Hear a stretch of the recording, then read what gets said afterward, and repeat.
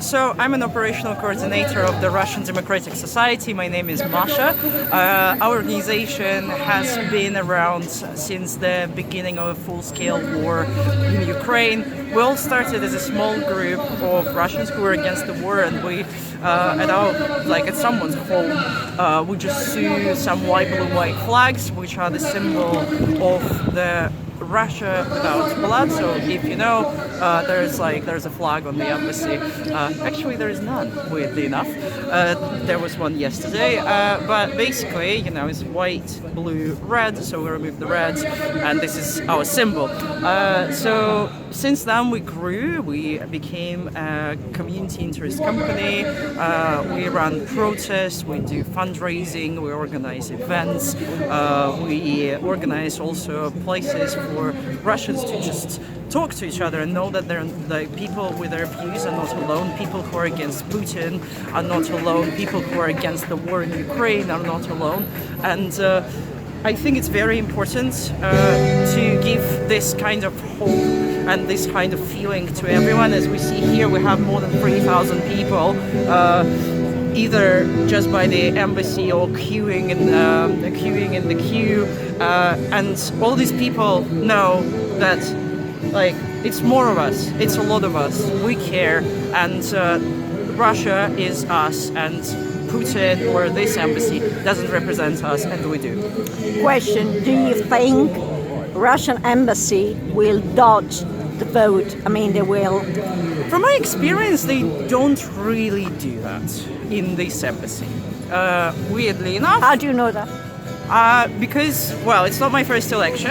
I've been in this country for 12 years now, and obviously I've been following the outcomes of each elections that's been happening. So, honestly, in the Western countries, you usually have quite unusual results where the opposition wins. It's like, for example, I don't know, 10, 15 years ago, don't remember when it happened. It's like when there was an election to Duma, the Liberal Party that was there got just got under 5% in Russia, but something mad in London, like 60 or 70. You do need to double check this information, but I do remember the majority, the opposition majority getting it in here. Also, last time Alexei Navalny was doing the smart voting thing, our election,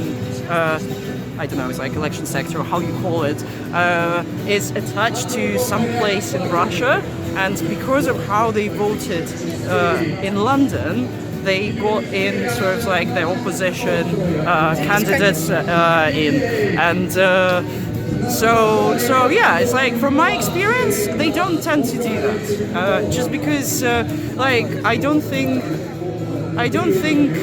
anyone believes that majority of Russians living in London seriously support Putin. Usually not the case. UK is known as a safe space for political refugees, for LGBTQ+ people. So also it's a big technical center of the world. So a lot of people who work in tech or in similar jobs, they end up to be here. And these people usually, they're young professionals, very, who want to just live a normal, happy, fulfilling life.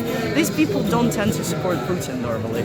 So I think that's why I was interviewing people queuing outside the embassy, and many of them refused to be taken on camera while speaking.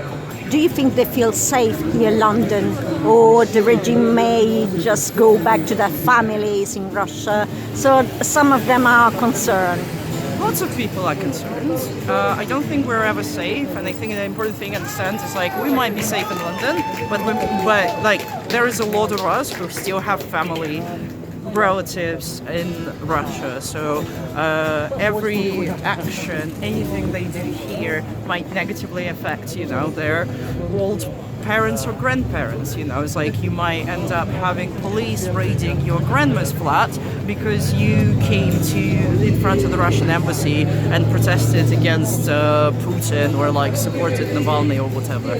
Like the reality is like it's not happening on a large scale yet, but there is no reason not to think that it might. Again, from the previous experience, like in Soviet Union, if you happen to have relatives abroad, you would not be, you might have issues, you might not get a job, you might be questioned. It's like if you're like Soviet citizens were not allowed to talk to foreigners, and well, now lots of us do. Like, we have British friends, and it's like it kind of means that maybe we are affected by the it's like foreign IDs and stuff like that. So according to this government. So no, I don't think people feel safe, and it's like UK is a great country to be in.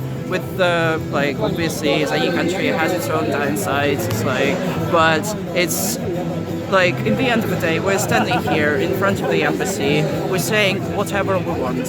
Police is on our side. I know that police is not going to beat us up.